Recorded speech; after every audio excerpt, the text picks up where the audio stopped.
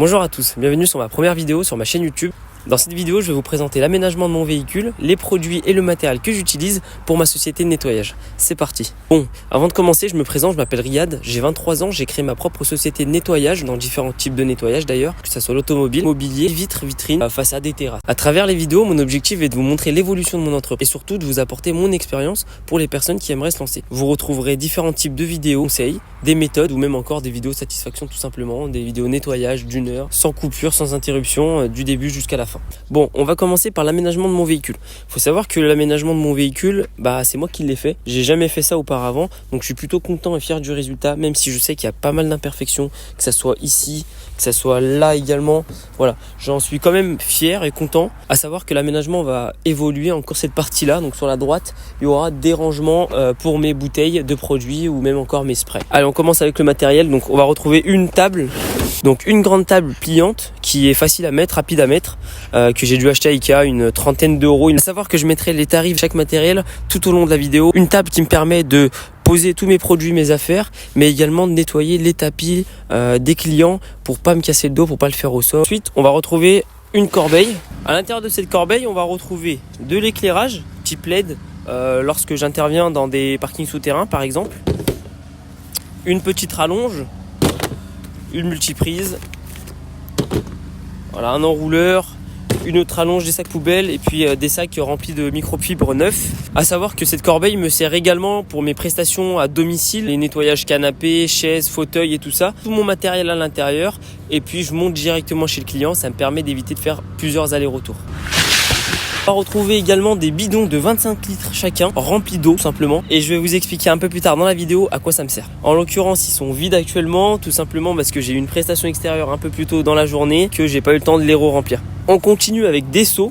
Le premier avec du matériel pour traiter tout ce qui est pneus et jantes de véhicule. Je ne mélange pas avec le matériel qui me permet de nettoyer tout ce qui est carrosserie de véhicule. Je rentrerai pas plus dans les détails dans cette vidéo à propos du nettoyage extérieur, mais n'hésitez pas à me dire en commentaire si ça peut vous intéresser.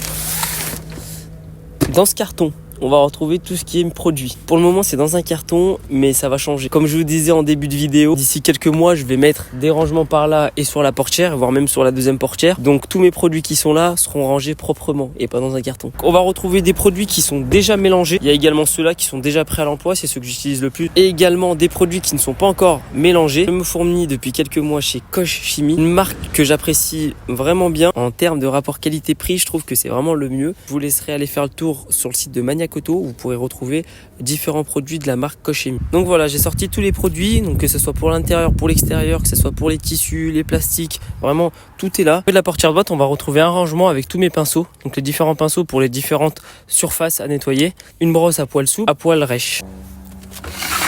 Donc caisse de rangement où on va retrouver des matériaux un peu divers. Voilà, je prends le premier tiroir mais une frontale. Donc du scotch en papier pour pouvoir protéger la carrosserie lorsque je fais mes rénovations d'optique de phare.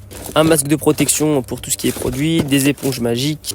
Dans le deuxième, on va retrouver des petits sacs plastiques pour pouvoir mettre les affaires personnelles des clients, des gants de protection pour éviter d'être en contact des produits, des paquets de bonbons, c'est ma signature, c'est ce que je laisse à la fin de chaque prestation de nettoyage automobile. Et pour les trois autres, pour le moment, il n'y a pas grand chose d'intéressant. Sur le côté gauche, j'ai fait différents rangements. On va retrouver des microfibres ici pour les vitres, ici pour tout ce qui est plastique et là-bas pour tout ce qui est contour de porte. J'ai des gants de lavage donc pour tout ce qui est nettoyage extérieur, des serviettes de séchage en microfibre pour tout ce qui est séchage de carrosserie. En haut, on retrouve des éponges pour l'application du dressing. En l'occurrence, ceux-là, c'est pour les pneus. Deux épongettes en microfibre pour l'application du dressing plastique cette fois-ci. Également des petites éponges gratte-gratte et microfibre qui me servent également de temps en temps pour le nettoyage des plastiques. En dernier compartiment, on va retrouver donc différents outils, des embouts qui viennent se mettre donc sur une visseuse, des poils doux, parfait pour du tissu, pour des canapés ou des fauteuils. Deuxième un peu plus grand. Retrouver la même chose mais avec des poils beaucoup plus rêches, beaucoup plus durs qui peuvent me servir sur certaines moquettes par exemple. On retrouve également cet embout avec des poils rêches qui me facilite l'aspiration au sens où elle permet de mettre à la surface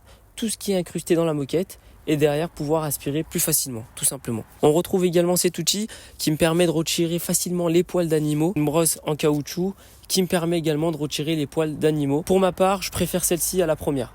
très efficace. On va commencer avec la shampouineuse, donc de chez Karcher, modèle Pusi 8.1, qui me permet de nettoyer en profondeur, que ce soit mes chaises, mes tapis, mes moquettes, mais également les canapés, les fauteuils, voilà, tout ce qui est principalement en tissu. En deuxième machine, on va retrouver l'aspirateur, encore une fois, de chez Karcher, le modèle SE 4001. Je pense que beaucoup ont commencé avec ça, notamment moi. Vous ferez pas gaffe à son état actuel, je m'en suis servi ce matin, c'est pour ça qu'il est pas tout propre. J'ai commencé avec au tout début, il me permettait d'aspirer, que ce soit l'eau et la poussière, et également de me faire shampouineuse. C'est un 3 en 1 que je conseillerais pour une personne qui se lancerait dans le domaine du nettoyage. Maintenant, je vous garantis pas que vous le gardiez très longtemps si vous en servez tous les jours et pendant plusieurs années, que ce soit pour la shampouineuse et également pour l'aspiration. Ça sert pour ma part depuis début d'année uniquement pour l'aspiration. Donc Vaporito de chez Karcher également, donc une machine à vapeur que je me suis procurée assez rapidement, je pense dans les 3-4 mois après la création de mon entreprise. Tout simplement, pour la petite anecdote, je suis tombé sur un véhicule où il y avait du chewing-gum sur de la moquette, et je sais que si j'avais eu cet appareil à ce moment-là, j'aurais pu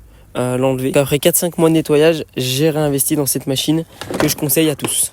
Voici mon Karcher, donc du modèle Karcher, encore une fois, le modèle K4 qui me permet d'être autonome en eau. Grâce à ce tuyau d'aspiration que je me suis procuré sur Amazon, une vingtaine d'euros, il vient se brancher d'un côté au Karcher et de l'autre côté, il vient tremper dans les fameuses citernes qu'on a vues au tout début, de 25 litres chacune. Donc en sortie, j'ai un pistolet Karcher qui n'est pas vendu avec le Karcher, que je me suis procuré également sur Amazon, une trentaine d'euros, avec différents embouts qui permettent d'avoir différents jets. Cet embout-là n'est pas vendu avec également, pareil, sur Amazon, une vingtaine d'euros. À l'intérieur de ce sac, on va retrouver une tonnelle qui me sauve de pas mal de rendez-vous, pour être honnête, pleuve, qu'il neige ou qu'il y ait trop de soleil. Pour les plus curieux, c'est une tonnelle qui fait 4 mètres de long sur 3 mètres de large et en termes d'hauteur un petit peu moins de 3 mètres. Je suis désolé, j'ai pas toutes les caractéristiques. N'hésitez pas à me demander en commentaire, je vous répondrai. À savoir que je vais pas tarder à le changer tout simplement parce que la cuve est trop petite. Dans cette partie-là, on va retrouver donc les deux tuyaux, donc un pour la shampouineuse et un pour mon aspirateur. On va retrouver le tuyau pour le compresseur avec au bout un tornador.